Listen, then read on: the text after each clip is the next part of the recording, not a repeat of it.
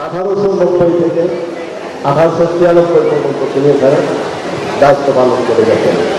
এই সময় তার এই জমিদারি দেখাশোনার পাশাপাশি তিনি প্রজাদের সুখ অংশগ্রহণ করতেন, তার জীবনযাত্রার মান উন্নয়নের চেষ্টা করেছেন।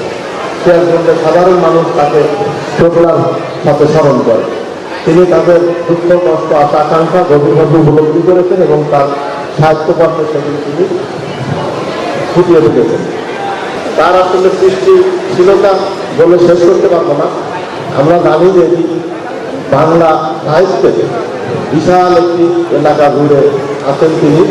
তার এই সাহিত্যকর্ম বাংলা সাহিত্য সংস্কৃতির চর্চাকে আরো সমৃদ্ধ করেছে এবং করবে।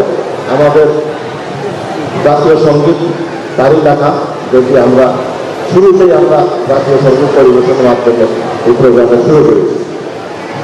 তা আমি শেষ করার আগে আবারও আমি জেলা প্রশাসক, বিশেষ করে জেলা প্রশাসক জনাব মোহাম্মদ রফিকুল ইসলাম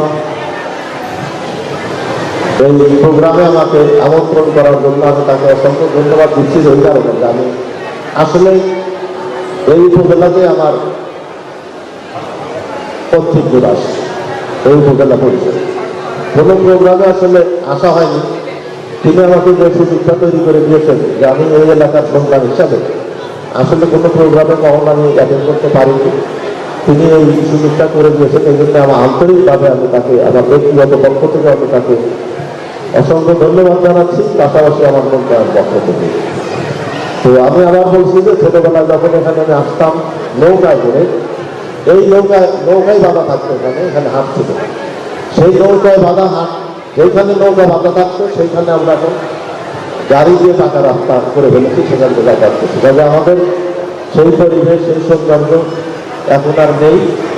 এখন আমরা কোলাহল মুক্ত পরিবেশে চলে আসছি। কোলাহল মুক্ত থেকে এখন একটা কোলাহল যুক্ত হয়েছে। তারপরেও রবীন্দ্রনাথ ঠাকুর আমাদের প্রাণে কোলাহলপূর্ণভাবে অবস্থান করছেন।